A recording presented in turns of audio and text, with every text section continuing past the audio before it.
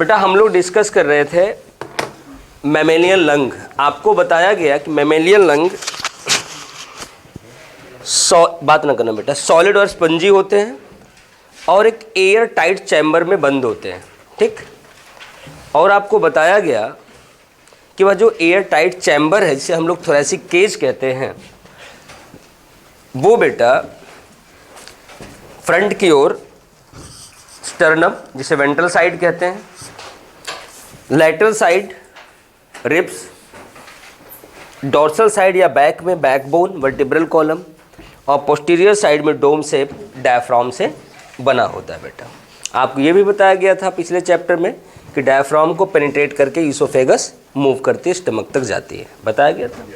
ये याद रख रहे हैं, उसको पेनिट्रेट करके जाती है, आगे पीछे से नहीं जाती, क्योंकि यहाँ से लेके यहाँ तक पूरा डायफ्राम होता है। अगर पूरा ना होता तो एयर टाइट चैम्बर ही ना बनता, ठीक। ध्यान देना इस बात को। और डायग्राम में भी मैंने फ्लैट बनाया था, अगर आप ध्यान से देखो तो। बेटा ध्यान देना। फिर आपको बताया गया कि अगर सवाल पूछा जाए लंग्स बना किससे होता है, तो आपको पूरा बताना पड़ेगा। Secondary bronchi, tertiary bronchi, bronchiole, alveolar duct and alveoli, बताया था। ये सारे मिल करके बनाते हैं क्या, लंग्स, यही बताया गया। और ये बात आपको याद रखना है। और मैंने इस चीज़ को कंपेयर करके भी बता दिया था ओव्यूल वाले केस में। न्यूसेलस जो होता है बेसिकली मेगास्पोरेंजियम, इसलिए ओव्यूल को हम लोग इंटीग्यूमेंटेड मेगास्पोरेंजियम कहते हैं। यही चीज़ मैंने टेस्टिस के बारे में बता दिया था, क्योंकि स्ट्रक्चर के बारे में लगभग सेम है। बेटा अगली चीज़ ध्यान देना, आगे जब मैंने डायग्राम बनाया तो आपको बताया कि यहाँ पर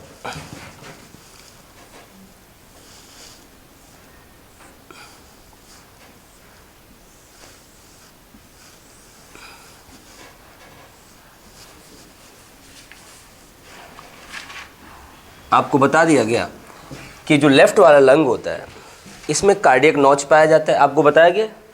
और बताया गया है कि यहाँ पर क्या होता है कि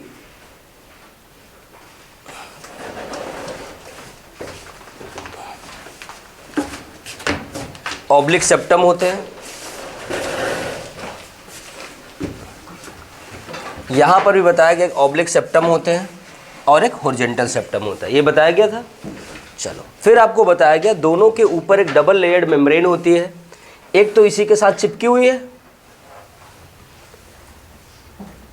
जैसे हम लोगों ने विसरल प्लूरल मेम्ब्रेन कहा था और अब भी कह रहे हैं विसरल प्लूरल मेम्ब्रेन। एक गैप करके जाती है,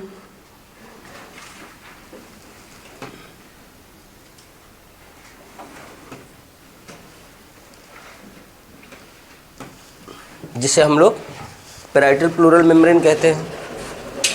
इन दोनों के बीच बेटा आपको बताया गया जो गैप होता है इसमें फ्लूइड भरा होता है, इसे हम लोग क्या कहते हैं, प्लूरल फ्लूइड। क्या कहते हैं, प्लूरल फ्लूइड, यही बताया गया, प्लूरल फ्लूइड कहते हैं। बेटा ध्यान देना, प्लूरल फ्लूइड दोनों लेयर के बीच का फ्रिक्शन कम करता है। क्या करता है, फ्रिक्शन कम करता है। और यही फ्रिक्शन वाली लाइन आपको हार्ट के केस में बताया जाएगा कि हार्ट बीट के समय जो वहाँ पेरिकार्डियल फ्लूइड होता है वो फ्रिक्शन कम करता है और हार्ट बीट के लिए स्पेस प्रोवाइड करता है। कंपैरेटिवली ध्यान दे लो, यहाँ भी फ्रिक्शन कम हो रहा है, वहाँ भी फ्रिक्शन कम हो रहा है, समझ गए, कंफ्यूज मत करना। अगली चीज़ आपको मैंने बताया था कि यहाँ पर इससे सेकेंडरी ब्रोंकी बनेगी,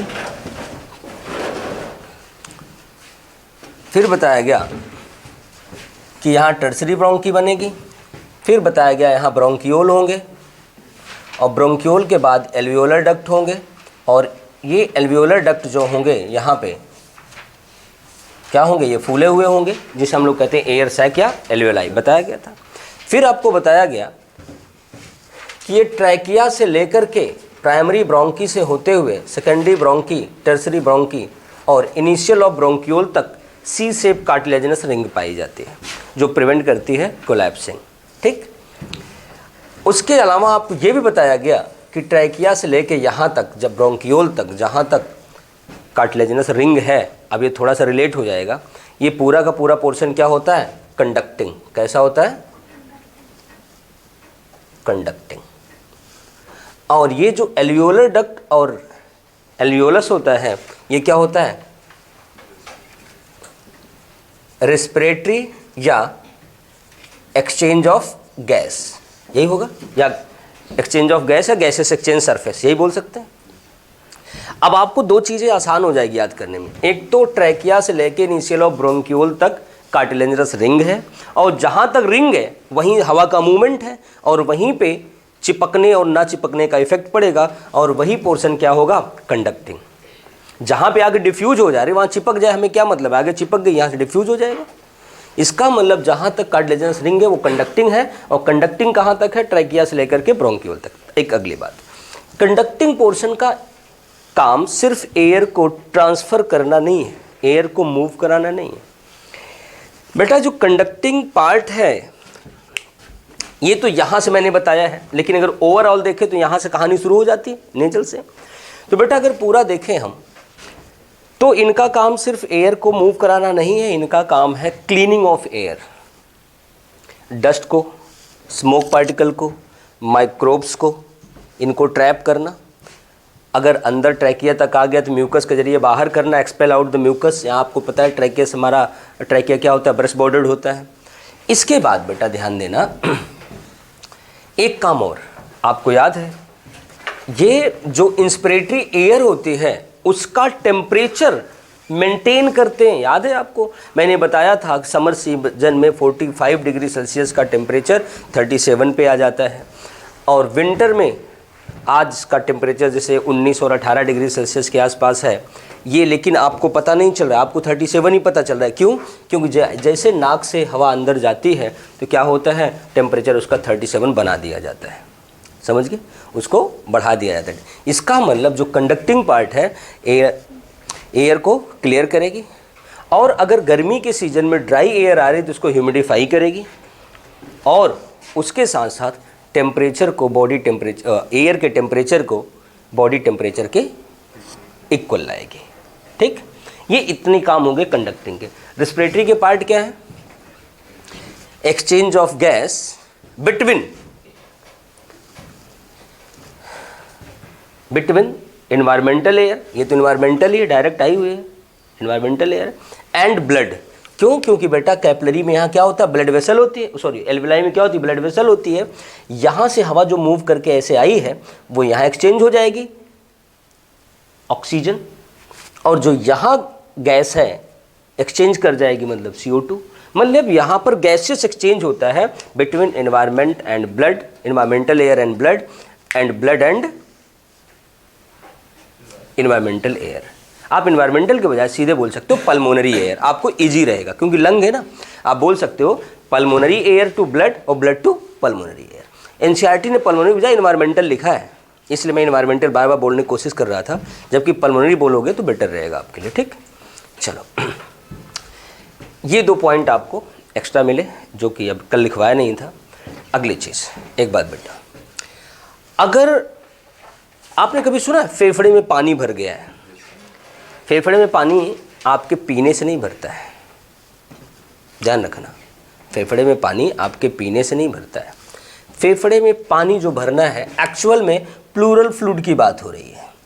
ठीक, इसकी मात्रा बढ़ना शुरू हो जाती है। होता क्या बेटा, जब माइक्रोबियल इन्फेक्शन हो जाता है तो वहाँ पर, और आपको पता है जब इन्फ्लेमेशन होता है, इन्फेक्शन होता है, तो हमारी बॉडी सबसे पहले इम्यूनिटी में क्या करती है, माइक्रोब को बॉडी से बाहर भगाने की कोशिश करती है। इवन आपके नाक में जब जुकाम भी होता है, कॉमन कोल्ड भी होता है, तो क्या होता है, पहले इन्फ्लेमेशन होता है, इससे इन्फ्लेमेटरी रिस्पॉन्स आता है, म्यूकस बढ़ता है, म्यूकस के जरिए क्या होता है, नोज फ्लो होता है कि सारा धीरे धीरे बाहर चला जाए, यही होता है, सबसे पहला काम यही होता है। उसके बाद की बात है इंटरनल इम्यूनिटी हमारी कैसे काम करती है। पहले तो हमारे बैरियर वाले ही काम करते हैं, म्यूकोसा मेम्ब्रेन वगैरह। तो उसी तरह बेटा जैसे यहाँ पर इन्फेक्शन अंदर हो गया तो प्लूरल मेम्ब्रेन में इन्फेक्शन होते ही प्लूरल फ्लूइड की मात्रा बढ़ने लगेगी, जिससे वो माइक्रोब धीरे धीरे ड्रेन करके बाहर निकाल दिया जाए। और इन्फ्लेमेटरी रिस्पॉन्स को हमेशा टाइटिस लगाते हैं। प्लूरल मेम्ब्रेन में है तो हम क्या कहेंगे, प्लूराइटिस या प्लूरिसी। क्या बोलेंगे, प्लूराइटिस या प्लूरिसी, यही है। अब बेटा ये जो पानी बढ़ता है, आपको नॉर्मल इन्फेक्शन होता है, बढ़ता है तो आपकी बॉडी कोप कर लेती है, कवर कर लेती है, थोड़ा बहुत ड्रेन कर ली। जब बहुत लंबा इन्फेक्शन हो जाता है तो ये इतना वाटर भर जाता है, इतना फ्लूइड भर जाता है कि ड्रेन करके इंटरस्टिशियम ECF में आना शुरू कर देता है। तो तो पूरी बॉडी ये वाला पूरा सूजन आ जाता है। कभी देखा ये पूरा इवन लोगों के पैर तक एडिमा टाइप कंडीशन फैल जाती है। कभी कोई लोग कहते हैं ना पानी ड्रेन करना पड़ेगा, ये ओल्ड एज में भी देखा जाता है। अभी इसी लॉकडाउन में एक सर हैं, उनका कॉल आया हमारे पास के डिस्ट्रिक्ट से हैं। उनके फादर को ये प्रॉब्लम थी, तो वो हिसार ला रहे थे कि लॉकडाउन में उनको था कि कहाँ मिलें, तो हॉस्पिटल खुला है कि नहीं, क्योंकि भाई दूसरे ज़िले से हैं, पता नहीं उनको क्या। तो उनको भी ये प्रॉब्लम थी। बेटा ओल्ड एज में भी ये प्रॉब्लम हो जाती है, क्योंकि इम्यूनिटी हमारी वीक हो जाती है ना, ये सारा सिस्टम ट्रैप तो कर नहीं सकता, माइक्रोवेल इन्फेक्शन ईजिली हो जाते हैं। तो ध्यान देना बेटा, उस समय जब इन्फ्लेमेशन इन प्लूरल मेम्ब्रेन, क्या कहा जाता है, प्लूराइटिस या प्लूरिसी, इस दौरान क्या होता है, प्लूरल फ्लूइड बढ़ जाता है। ये तो लंग्स की बात हो गई। अब हम थोड़ा सा एल्वियोलस की बात करें। ये आपका एक एल्वियोलस मैंने बनाया है, ठीक। दीप्ति, यह एक एल्वियोलस हमने बना रखा है। ये एयर सैक है, इसका हवा अगर निकल के बाहर चला जाए तो इसे सिकुड़ जाएगा कि नहीं, सिकुड़ जाएगा ना, हाँ या ना, नहीं, नहीं सिकुड़ेगा, नहीं सिकुड़ेगा। ध्यान रखना, यही तो आपका सवाल है बेटा। अगर ये सिकुड़ जाता तो फिर हवा लेने में प्रॉब्लम होती कि नहीं, ध्यान देना। तो बेटा इसको कोलैप्स करने से रोकने के लिए यहाँ पर हमने क्या देखा कि एक लेयर लगा हुआ है। बबीता, इस लेयर का नाम क्या है, सर्फकेंट लेयर। क्या कहा जाता है, सर्फकेंट लेयर कहा जाता है इसे। बेटा एल्वियोलस सीधा बनाओ, ये क्या बनाया तुमने, चलो ठीक है अब जो बन गया। इसे क्या कहते हैं, सर्फकेंट लेयर। सर्फकेंट लेयर आपको याद रखना है, प्रिवेंट कोलैप्सिंग ऑफ एल्वियोलस और air sac by reducing surface tension. अभी लिखवाऊंगा, अभी लिखो मत, बाय रिड्यूसिंग सरफेस टेंशन। ये तो हो गया। इसके बाद एग्जामिनर ने सवाल पूछा एक बार, देखो इस पे 3-4 सवाल आए हैं अलग अलग चैप्टर से, क्योंकि 2-3 चैप्टर में ये वर्ड छुपा हुआ है। सर्फिकेंट लेयर पूछा गया केमिकली किस चीज का बना होता है, किसका बना हुआ होता है, लेस्थिन का। किसका बना होता है, लेस्थिन का। अगली बार पूछा गया लेस्थिन केमिकली क्या है, फॉस्फोलिपिड, फॉस्फोलिपिड। एक साल तो एग्जामिनर ने क्या किया, बायोमोलिक्यूल में इसका मॉलिक्यूलर स्ट्रक्चर बना हुआ है, उठा करके स्कैन करके डाल दिया, कहा पहचानो क्या है, क्या है, लेस्थिन। बता रहा हूँ इस पे 3-4 सवाल बन गए, 3 तो यही इसी चैप्टर से हैं, एक उठा के बायोमोलिक्यूल से पूछ लिया। एक्चुअल में ये भी बायोमोलिक्यूल का ही है, उसके ब्रैकेट में लिखा हुआ है फॉस्फोलिपिड, अगर आप एनसीईआरटी पढ़ो तो, बट यहाँ है इसलिए रिलेट कर दिया गया। बेटा एल्वियोलस का एक सवाल, अभी बनाओ मत डायग्राम, मैं बता रहा हूँ बेटा, रुको। अगला सवाल, अगर अब हम कई एल्वियोलस को एक साथ देखें, देखो बेटा यहाँ से ऐसे जुड़े हुए होते हैं, ठीक। अगर आप लोग बीड़ी सिगरेट ज़्यादा पीते हो, नहीं पीना मैंने मना नहीं किया, मैं कहा अगर ज़्यादा पीते हो, आप लोग का मतलब ह्यूमन बीइंग, आप लोग डायरेक्ट नहीं कि आप लोग पीते हो, ठीक, ह्यूमन बीइंग। और हम नॉर्थ इंडियन ना बीड़ी तो पीते ही पीते, समाज में दिखाने के लिए सिगरेट भी पीते हैं। हाँ सही बात है, मैंने कई ऐसे सिगरेट पीने वालों को देखा है, सिगरेट उनके जेब में सिर्फ 2 होती है, कुर्ते के जेब में साइड में बंडल होता है बीड़ी का। वो जब बारात में शादी में जाते हैं सबके सामने तो सिगरेट पीते हैं, उसके बाद जैसे वहाँ से निकलते अपने गाड़ी के पास आते हैं, 2 मिनट रुक, निकाल ली बीड़ी। तो ये, हाँ तो ये बिल्कुल है, फैक्ट तो यही है। अब लोग छुपाएं कुछ भी करें, क्योंकि इकोनॉमी भी बैलेंस करनी होती है ना, तो थोड़ा सा खर्चा आता है, ध्यान देना। अगर बीड़ी ज़्यादा, युवराज अपना अनुभव ना बता, अब यहाँ बीड़ी सिगरेट अगर ज़्यादा पीते हैं बेटा होता क्या है, ये इनका सेप्टा कोलैप्स कर जाता है। अब देखो इसे होता क्या है, अब इससे नुकसान क्या है बेटा, एक्चुअल में होता क्या है आप देखना, हर एल्वियोलस के चारों ओर यहाँ पर एक्चुअल में अगर हम लोग देखें तो इसके चारों बेटा ब्लड कैपिलरी ऐसे लिपटी होती है, ठीक। तो यहाँ पर ब्लड कैपिलरी जैसे लिपटी होंगी और इसके चारों ओर भी ऐसे लिपटी होंगी। इससे फ़ायदा क्या होता है, चारों तरफ से डिफ्यूज होकर के एयर जाती है। बेटा ये अगर डिजॉल्व हो गई तो यहाँ से कैपिलरी भी डैमेज हो जाएंगे, तो सरफेस एरिया इतना और इतना कम हो गया कि नहीं? कम हो गया ना। ये लॉजिक वाली बात समझा? कुलबीर के नहीं समझ में आई बात आई तो आगे, कुलबीर को आगे, सबको आगे ध्यान देना। इधर और इधर का सरफेस एरिया रिड्यूस कर गई। अब ये सरफेस एरिया जब रिड्यूस कर गया तो ऑक्सीजन में डिफ्यूजन, ब्लड के अंदर ऑक्सीजन का डिफ्यूजन कम हो गया। आपके बॉडी में ब्लड में ऑक्सीजन की नीड तो उतनी है, नीड उतनी है। अब आपको उतना चाहिए तो डिफ्यूजन रेट बढ़ जाएगा। अगर डिफ्यूजन रेट इधर बढ़ना शुरू हुआ तो ब्रीथिंग रेट भी बढ़ जाएगा। इसे क्या बोलेंगे? हाइपरपेनिया। आपकी ब्रीथिंग रेट बढ़ गई ना, क्या बोलेंगे? हाइपरपेनिया।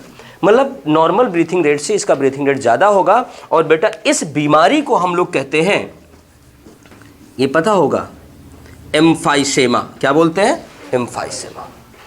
एम्फाइसेमा। एक सवाल यहाँ बनता है यही, और इसी से रिलेटेड एक सवाल बायोटेक्नोलॉजी के एप्लीकेशन में बनता है। Chemical use in treatment of emphysema, वो वहाँ पे लिखा हुआ है +2 में। ये बीमारी है +1 में, इलाज लिखा है +2 के, हाँ, उस चौथी यूनिट में। हाँ भाई रोहन, क्या नाम है उसका? अल्फा-1 एंटीट्रिप्सिन। इसके ट्रीटमेंट में क्या यूज करते हैं? अल्फा-1 एंटीट्रिप्सिन। ध्यान देना। अब बेटा जब यहाँ तक आ गए तो मैं आपको एक बात और बता देता हूँ।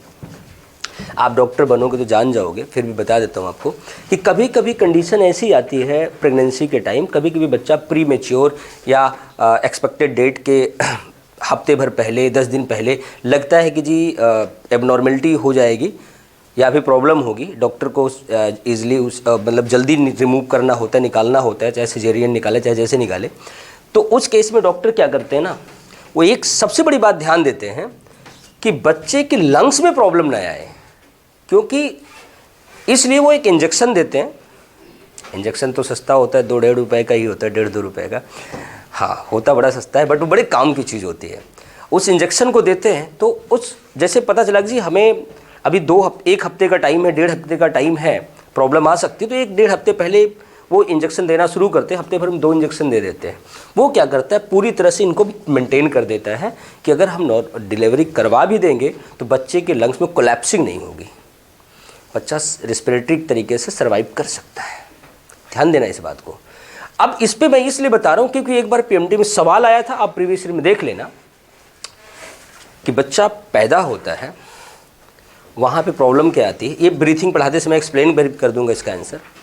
वो बच्चा जब पेरेंट के पास आता है तो वो डेड होता है।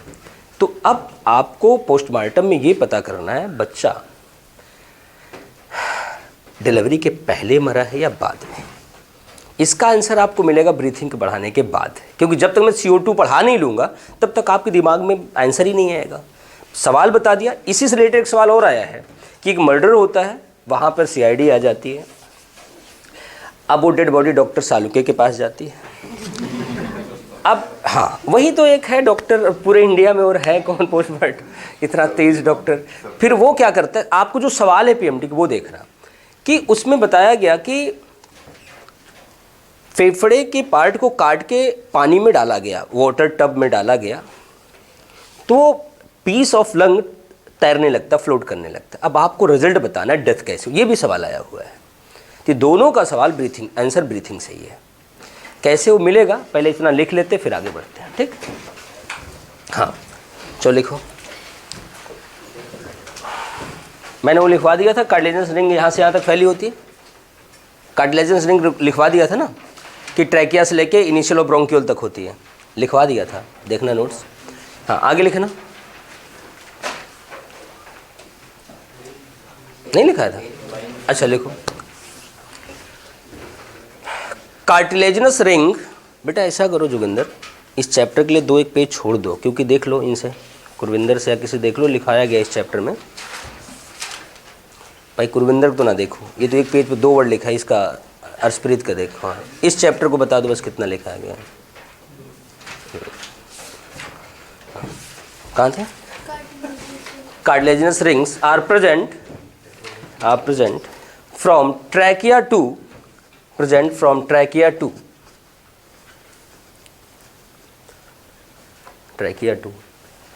Initial of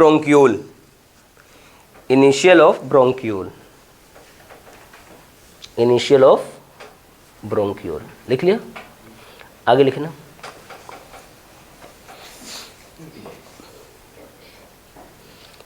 alveoli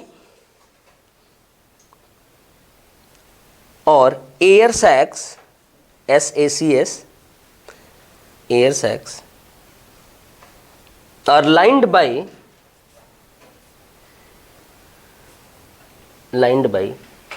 surfactant layer, surfactant layer, SURFCANT, surfactant layer, which prevents collapsing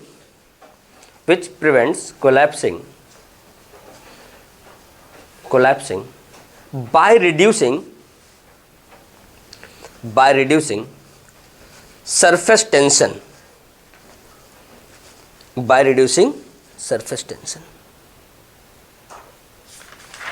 तुमने लिख रखा है? अच्छा, by reducing surface tension. आगे लिखना स्टार पॉइंट बना के. Surfactant layer is chemically less thin,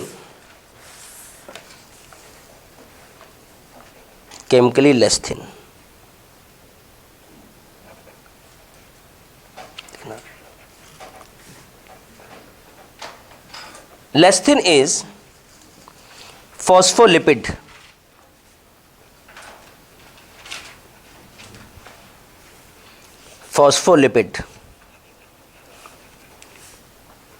is phospholipid. आगे लिखना.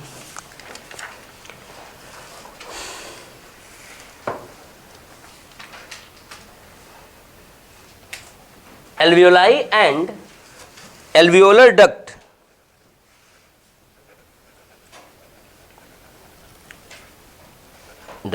are site for diffusion of gases,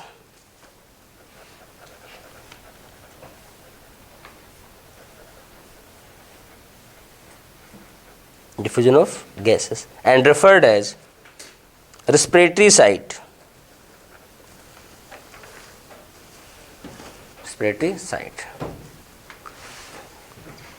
and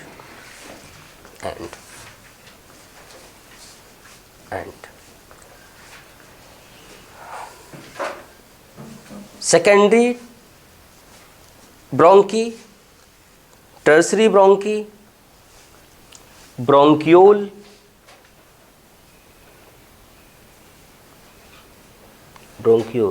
BRONCHI, secondary bronchi. तुमने सेकेंडरी अलग लिखा, कॉमा लगा, फिर ब्रोंकी लिख रहे हो.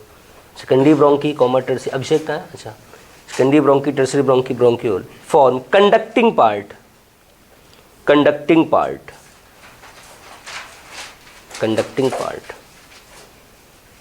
देखना. कंडक्टिंग पार्ट हेल्प इन या हेल्प्स इन लिखाया गया, helps in cleaning,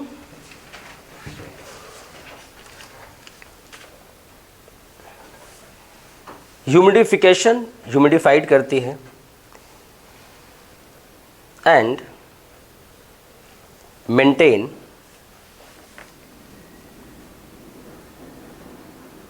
temperature of air, या इंस्पिरेटरी एयर लिख सकते हो, temperature of inspiratory air.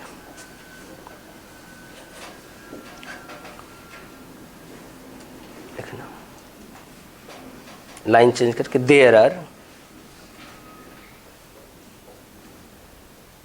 300 millions of alveoli.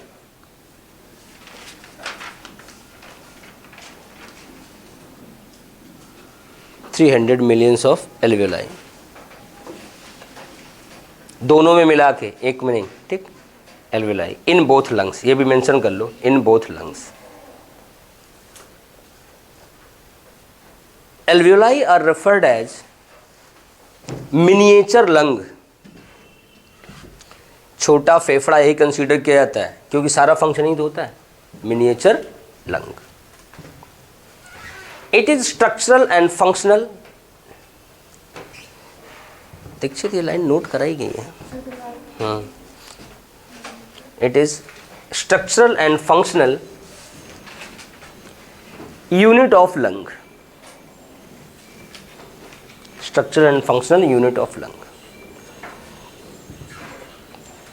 हो गया, आगे लिखना स्टार पॉइंट बना के। Smoking, smoking, dissolve, dissolve, septum between, septum मतलब लेयर, बंटवारा, दीवार, septum between two alveoli, two alveoli, two alveoli, this condition is emphysema.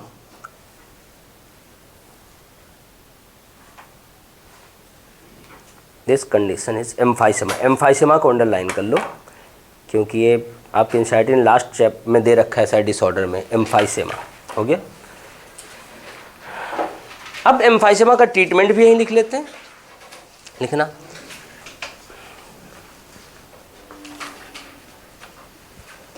Spelling क्या लिखो एम्फाइसेमा की, काट के फिर से लिखो, इज एम्फाइसेमा लिखना। अल्फा 1 एंटी ट्रिप्सिन, ट्रिप्सिन पता है ना क्या होता है?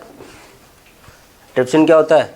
अंकित क्या नाम था? एहलान बताओ, ट्रिप्सिन क्या होता है? एंजाइम इंटेरोकाइनेज से एक्टिव होता है। वो छोड़ो, ये केमिकली क्या है? ये है क्या?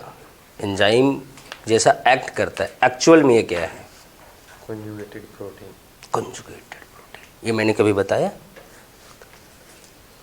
मारो तक पर खींच के, प्रोटीन है। कंजुगेटेड प्रोटीन तो मैंने एंजाइम को कभी बताया ही नहीं। कंजुगेटेड प्रोटीन मैंने हेपेरिन को बताया था, राइबोफोरिन को बताया था, फर्लाइजिन को बताया था, म्यूसिन को बताया था। कंजुगेटेड सुन लिया तो बस कहीं भी लगा दोगे, गलत हो जाएगा ना आंसर। चलो कहाँ थे? Alpha 1 antitrypsin is useful in treatment of emphysema, treatment of emphysema, emphysema के इलाज में यूज किया जाता है।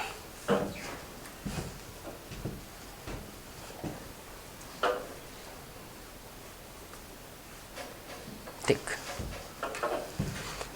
अब और बाहर आते हैं।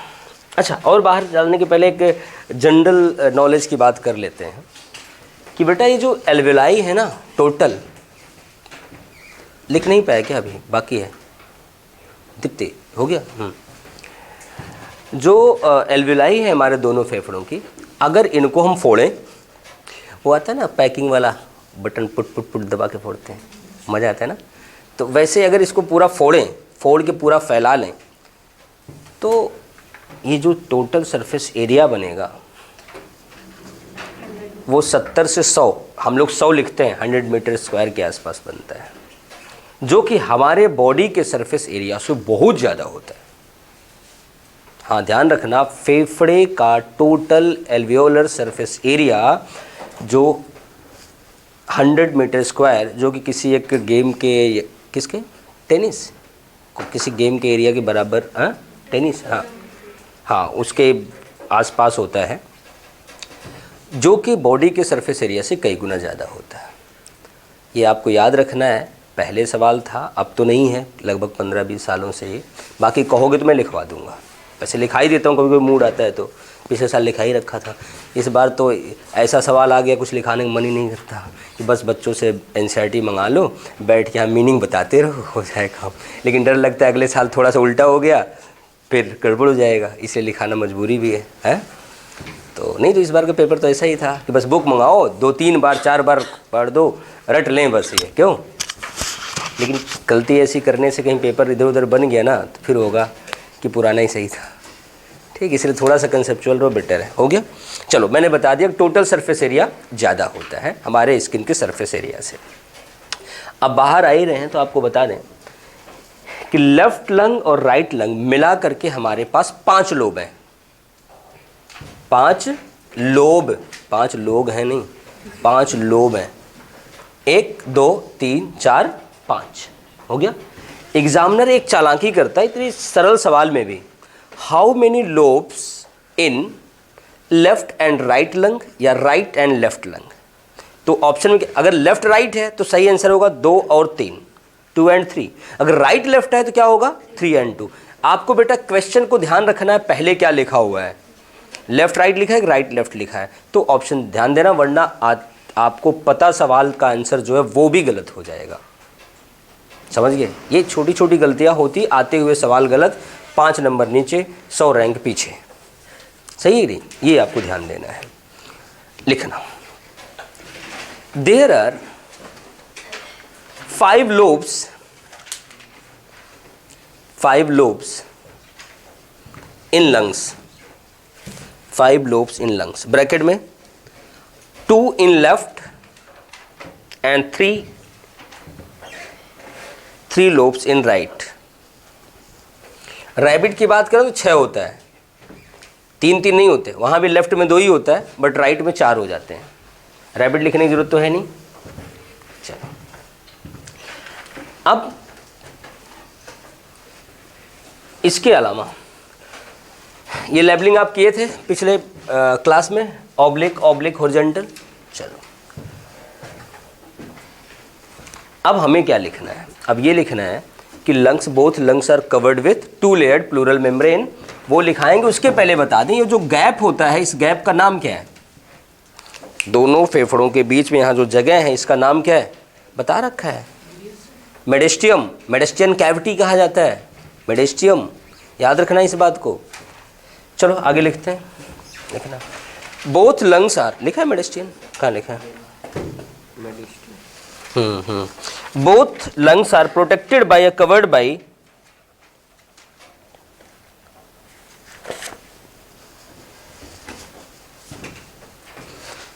covered by 2 layered pleural membrane। Pleural membrane, pleura word आता है लंग्स के लिए, pleural membrane. Space between both layers, space between both layers is filled with pleural fluid,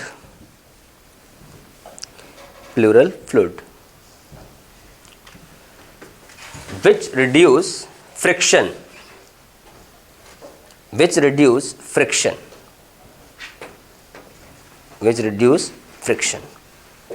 हो गया। लिखना, inner layer is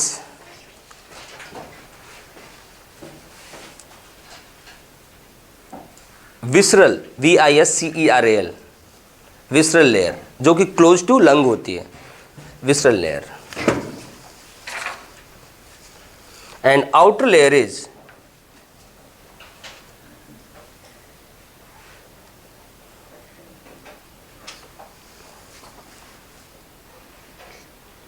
दे दीजिए,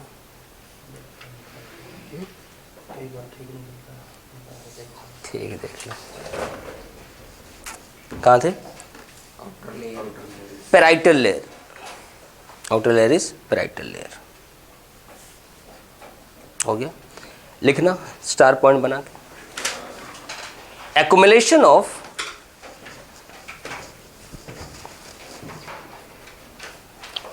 large amount of pleural fluid या fluid, सीधे लिख लो, large amount of fluid between membrane,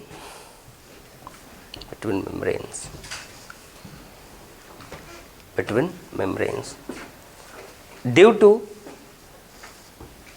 inflammation or microbial infection, due to inflammation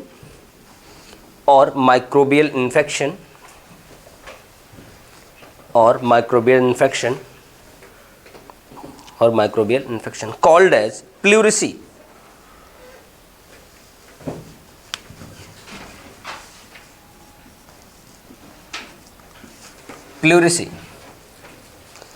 pleurisy हो गया, इसे प्लूराइटिस भी कहते हैं, प्लूरिसी, ये लिख लिया।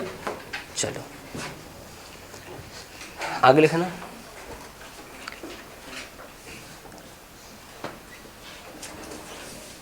अब हमें मेंशन करना है shallow depression in left lung called as cardiac notch, लिखना। There is a shallow depression, shallow मतलब छिछला, बहुत डीप नहीं होता।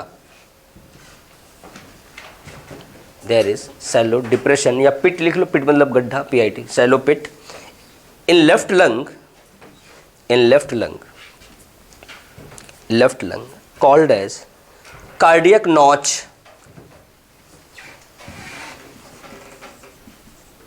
Cardiac notch which provides space for heart, space for heart, जो हार्ट के लिए जगह देता है।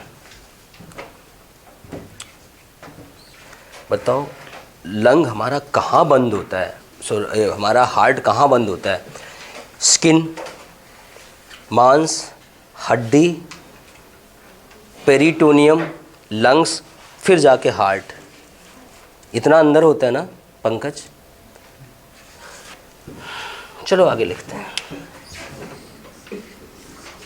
लिखना space between both lungs is mediastinum या मेडिस्टियन कैविटी या मेडिस्टियन स्पेस। इसे मेडिस्टियम भी लिख देते हैं, ए हटा के UM कर देते हैं, ठीक। मेडिस्टियम या मेडिस्टियन कैविटी हो गया। मेडिस्टिन भी लिख सकते हो आप, मेडिस्टियन कैविटी लिखो क्योंकि आप कैविटी वर्ड लगाए हो साथ में ना, मेडिस्टियन कैविटी हो गया। चलो अब लंग्स की बात खत्म करते हैं यहीं पे। आप एक बात हमें बता दो, क्या आर्टिफिशियल लंग डेवलप हुआ है मेडिकल साइंस में, कि बस ऐसे ही काम चल रहा है? अगर किसी को लंग कैंसर हो जाए, अपना वो लंग निकलवा दे, तो मरना ही मरना है। तो क्या ऐसा कोई हमारे पास विशेष सुविधा है? आर्टिफिशियल लंग है, आर्टिफिशियल हार्ट है, लंग बताओ। हार्ट वाले चैप्टर में हार्ट की बात करेंगे।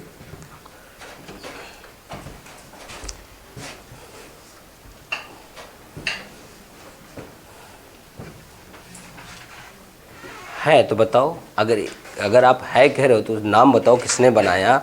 अभी किसी को लगा है इंडिया में, कोई एक नाम है जिसको लगा हो आर्टिफिशियल लंग? कोई डॉक्टर है इंडिया में जो आर्टिफिशियल लंग इम्प्लांट किया हो? कभी पढ़ा बुक में? इम्प्लांट तो नहीं है बट बनाया ज़रूर गया था। डॉक्टर फिलिप ड्रिंकर ने बनाया था, इसलिए उसे ड्रिंकर्स लंग कहते हैं।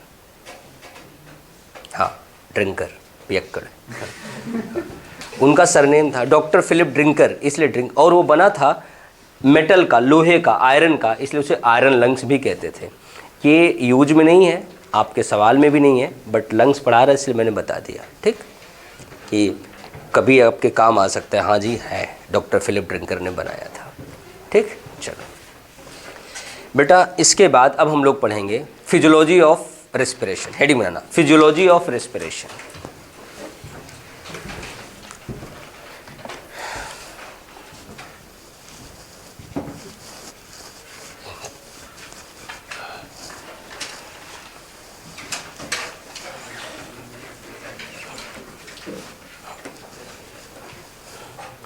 Physiology of respiration. बेटा ध्यान देना, पूरी रेस्पिरेशन की मैकेनिज्म इन स्टेप्स में पूरी होती है। पहला,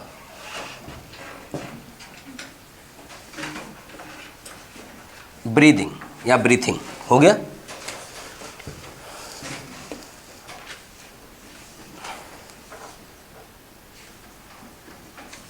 एक्सचेंज ऑफ गैस या रेस्पिरेटरी गैस और gases between lungs and blood. तीसरा,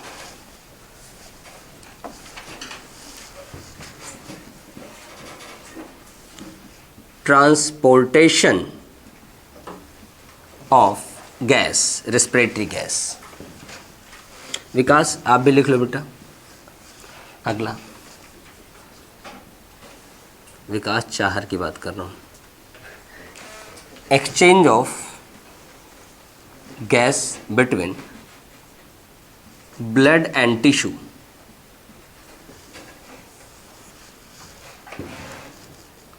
पांचवा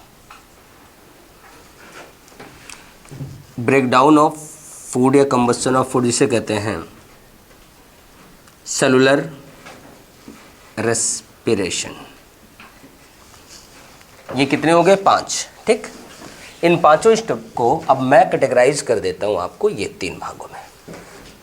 ठीक, ये पहला कंसीडर किया जाएगा बेटा एक्सटर्नल रेस्पिरेशन,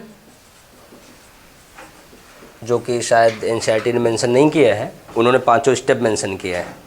ठीक, और ये हमारे पास